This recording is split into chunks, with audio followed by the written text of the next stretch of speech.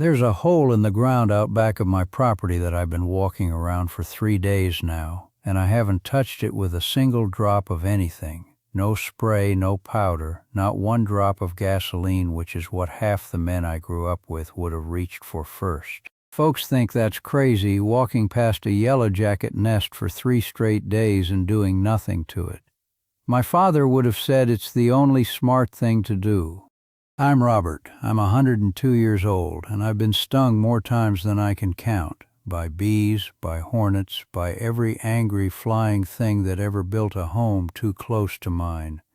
So when I tell you I'm not scared of that hole in the ground, I mean it plain. I'm just not stupid about it either. Not anymore. Took me most of a lifetime to learn the difference.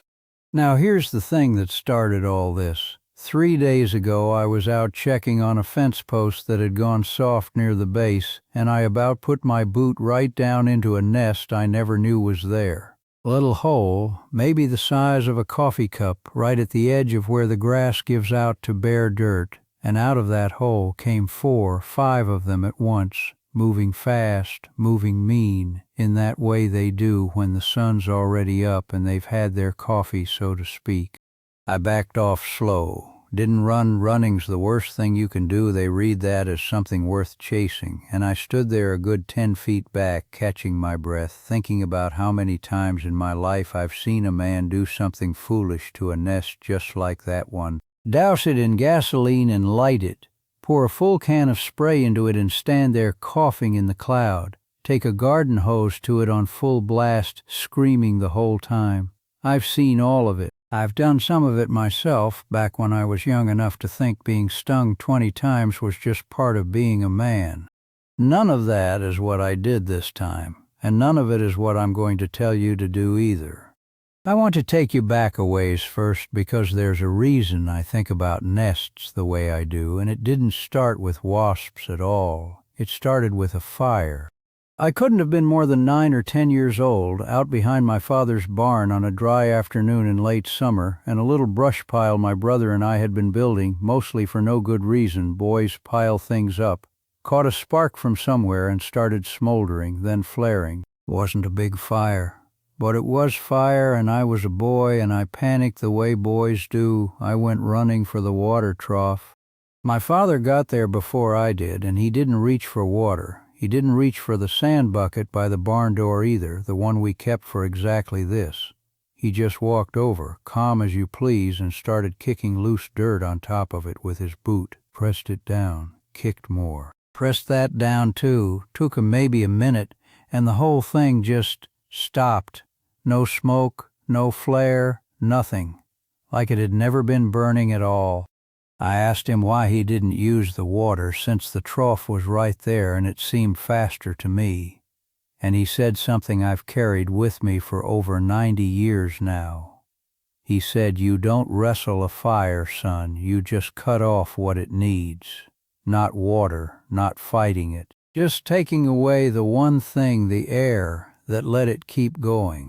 I didn't think about that moment again for probably 60 years. And then one summer I had a groundhog problem, and an old-timer down the road told me something about how he handled it, and it was the same idea wearing different clothes. Cut off what it needs. Don't fight the thing directly. And it clicked for me then that near about every stubborn problem on a piece of land follows that same rule if you look at it right.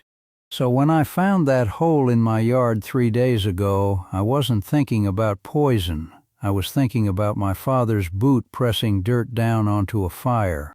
Now, before I tell you what I actually did, and I will, I promise you that, I want you to understand something about what's living down in a hole like that, because it changes how you think about the whole thing. Most folks picture a yellowjacket nest as some paper ball hanging off a porch eave, the kind you can knock down with a broom handle. That's one kind. But the ones in the ground, the ones tucked into an old chipmunk burrow or a rotted-out root system, those can get a lot bigger than anybody expects looking at that little hole on the surface. I've heard fellas who study bugs for a living say a nest that starts in spring can carry 4,000 or 5,000 workers by the end of summer, sometimes more. And every one of those workers is loyal to one thing down there in the dark, a queen. You don't beat that colony by killing workers one at a time any more than you'd put out a fire by swatting at individual sparks. If the queen's still alive down there, she just keeps laying and the whole operation just keeps rebuilding whatever you tore up. That's actually the reason half of what people spray into these nests doesn't work worth a darn. I've talked to men who've dumped a whole can of that store-bought aerosol foam down a hole, stood there satisfied with themselves, and had the nest just as active a week later. The spray doesn't get down far enough. It kills what's near the entrance and leaves the queen sitting safe in her chamber, laughing at you if a wasp queen's capable of laughing. The chemical never even reaches the one thing that actually matters. So if poison doesn't reliably get the job done, and it doesn't, not near as often as the can promises, then what does? Well, that's where my father's boot comes back into the story. You don't beat a nest with poison. You beat it by taking away the one thing it needs to breathe. That's it. That's the whole secret, and it costs nothing but the price of a shovel you probably already own. A Yellowjacket colony down in the ground needs air moving through that tunnel, same as anything else that breathes. Cut off the air, seal the exit, and you're not poisoning 4,000 insects one at a time. You're just ending the whole situation, quiet as you please, the same way my father ended that fire without a drop of water. Now I want to walk you through exactly how I do this, step by step, because there's a right way and a wrong way, and the wrong way will get you stung something fierce. First thing, and this matters more than folks realize, you do this job before the sun's properly up. I mean early. 55, 60 degrees out, that gray hour before the birds have even started in good. Yellowjackets are cold-blooded, same as any insect, and in that early chill they're slow. Sluggish. Most of them are still bunched up inside the nest instead of out patrolling. You try this same job at 2 in the afternoon on a hot day, you're going to have 100 angry workers in the air before you've even got your shovel in the dirt. And that's how a man ends up in the emergency room, not how a job gets done clean. Second, get yourself a shovel with a long handle, not the little folding camp shovel, not a hand trowel, a real long-handled one, the kind that lets you stand up straight while you work. This isn't about being brave. This is about keeping 4 or 5 feet of distance between your hands and that hole at all times. I've known men who wanted to get a good close look at what they were dealing with, crouched right down over the entrance like they were inspecting a rose bush. Don't do that. Distance is the whole game here. Third, and this is the part people don't believe until they've done it, you take loose soil, good and dry, and you mound it right over that entrance, not sprinkled, packed. You want it pressed down firm, tamped with the flat of the shovel, sealed up tight enough that no air is moving through that hole anymore.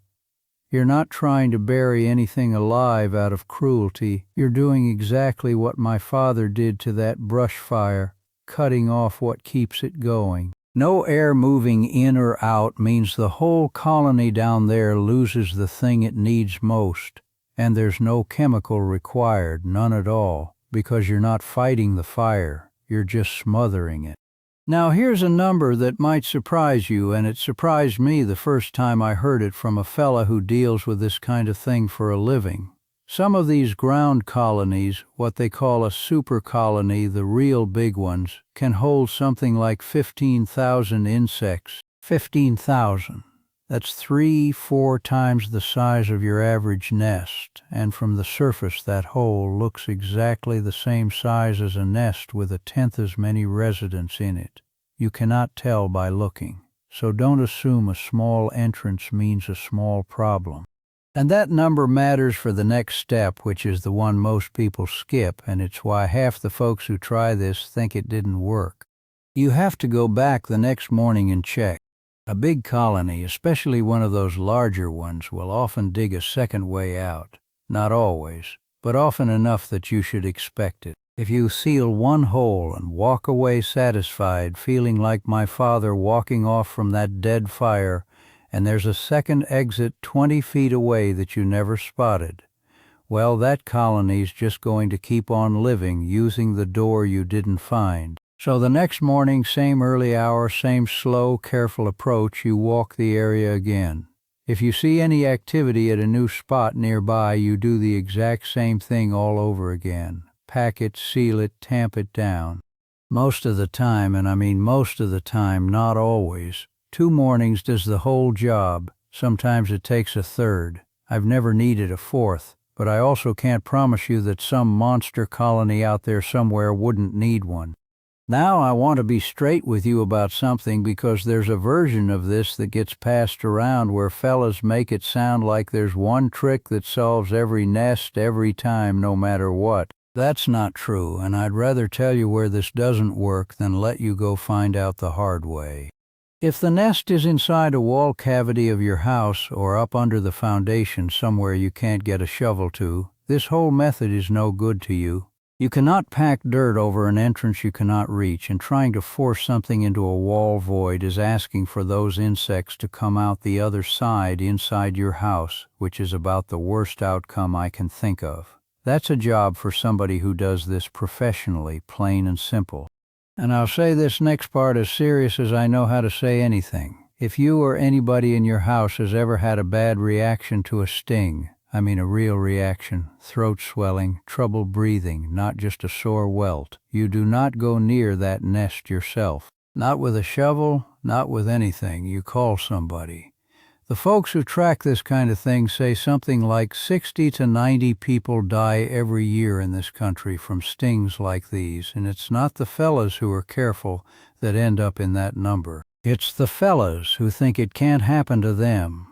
There's also the matter of weather and time of day, which I already touched on, but I'll say it plainer. If it's a hot afternoon, if the sun's been up for hours and that colony's fully awake and moving, you do not attempt this.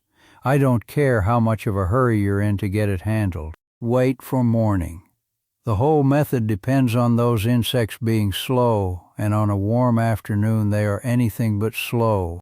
Now, there's a couple of other chemical-free ideas I've heard folks swear by, and I don't want to leave you thinking mine's the only path, so let me give you the honest rundown on those too.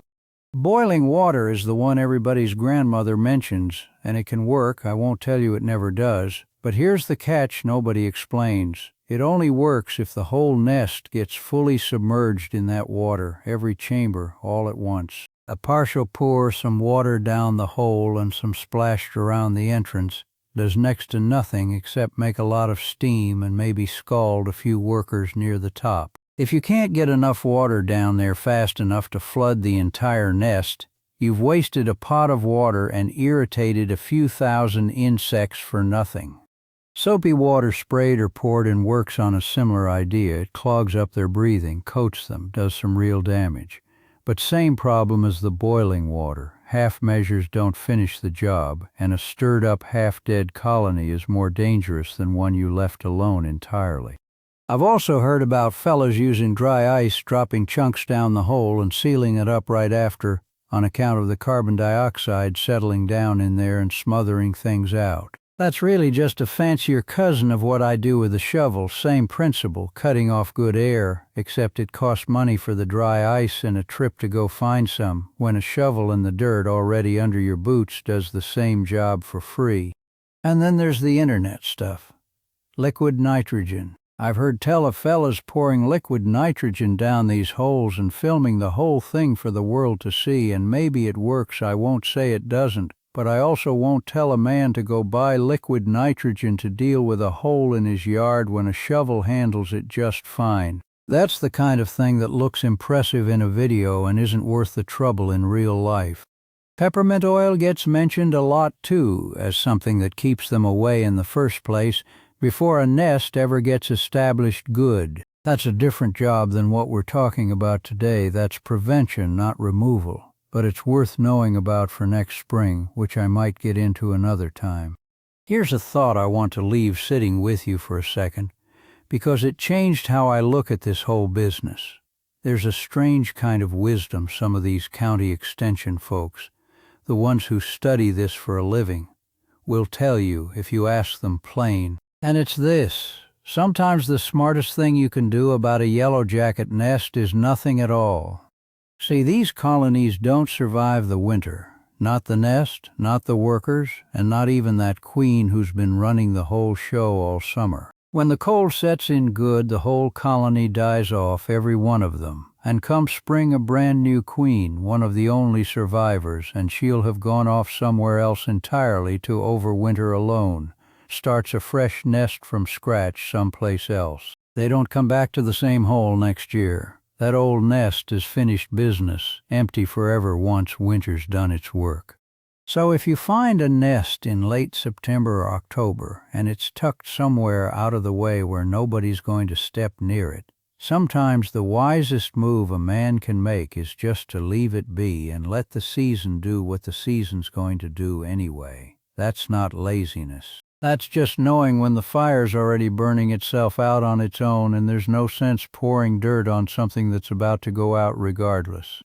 But if it's June or July and that nest is sitting 6 feet off your back porch where the grandkids play barefoot, well, that's a different conversation entirely, and that's when the shovel comes out. I think about my father a lot when I do this kind of work. He wasn't a man who had much use for products you bought in a store to fix a problem you could fix with what was already sitting on your own land. He didn't have money for that, mostly, but I think even if he'd had it, he wouldn't have spent it that way. There was a kind of pride in figuring a thing out with dirt and a shovel and a little patience, instead of a can of something with a skull on the label. Nobody sells you a shovel and a bag of your own backyard dirt on the shopping channel. There's no commercial for that. Maybe that's part of why so few people know it works. It's hard to put a price tag on something a man already owns. I walked past that hole in my yard again this morning, third day now, and it was quiet. No traffic in or out, which tells me the seal's holding and whatever was left down there has about run its course. I'll check once more tomorrow just to be sure, because I've been wrong about a nest being finished before, and there's no shame in being careful twice instead of sorry once. If you take one thing away from an old man rambling on about wasps, let it be this: you don't have to be scared of that hole in the ground, and you don't have to reach for a can of something with a warning label 3 inches long either. Wait for the cool morning. Bring a long-handled shovel. Pack the dirt down tight. Check your work the next day, and know when the season itself is about to finish the job for you. I'd like to know what you folks have run into out there. Anybody ever find a nest in a spot you never expected, under a porch step, inside an old tire, someplace strange like that? Tell me about it down in the comments. I read every one of them, even if these old fingers are slow at typing back. And next time I want to tell you about something my grandmother used to do every spring, long before any nest ever got built in the first place, a habit half of you have probably never heard of, that kept the wasps from ever settling in around her porch to begin with. That one's worth waiting for. Let me tell you about my neighbor Walt, because his story is the reason I check twice now instead of once. Walt lived 2 properties down from me for near 40 years, and he was about as capable a man with his hands as anybody I ever knew. Built his own smokehouse, rewired his own barn, but when it came to a wasp nest under his tool shed one August, he did the thing I warned you about. He got impatient, sealed it up on a Tuesday morning, felt good about himself, and by Thursday afternoon he was walking past that shed without a second thought, mowing close to it, not paying it any mind at all. Turned out there was a second entrance he never found around the backside where the shed's foundation had settled and left a gap. He found out about it the hard way, mowing 8 inches from a hole he didn't know existed, at 2 in the afternoon in the heat of the day, exactly the wrong hour to be surprised by anything with wings. He was all right in the end, took a dozen stings, swelled up something awful for a few days, spent a night being watched close by his wife just in case, but he came through it fine. Man's tough as an old boot. But he told me afterwards, sitting on my porch with a glass of tea, that the worst part wasn't the stings themselves. It was how confident he'd felt walking past that shed 2 days running, like the job was finished when it never had been at all. That's the story I think about every time I'm tempted to call something done after just one look. So when I tell you to check the next morning, I'm not just being cautious for the sake of sounding careful. I'm telling you because I watched a capable man get stung a dozen times over a shed he built with his own 2 hands, on account of one gap in the foundation he never thought to walk around and look for. There's another little wrinkle to this whole business I ought to mention, since we're already this deep into it. Not every hole in the ground with insects coming and going is a yellowjacket nest at all. Ground bees, the solitary kind, the ones that don't have a queen worth worrying over, that just dig a little tunnel and raise their young alone, those look almost the same from a distance. Small hole, dirt kicked out around the edge, insects flying in and out through the morning. But those fellas are about as gentle as insects get. They won't bother you unless you grab one bare-handed, and even then it's a mild sting if it happens at all. Killing off a ground bee tunnel is a waste of a good pollinator, and I'd hate for somebody to pack dirt over a harmless little bee burrow thinking they were dealing with something dangerous. The way you tell the difference mostly is in the traffic. Yellowjackets coming and going from a nest look busy, purposeful, like there's real business being conducted down there, because there is, thousands of them are, if it's a big colony. Ground bees look more like a handful of individual tenants coming and going from their own separate little apartments. Not near as much traffic. Not that same aggravated hum in the air around the hole. If you're not sure which one you're looking at, the safest thing is to just watch from a good distance for 5-10 minutes before you do anything at all. No sense smothering a bee that never meant you any harm.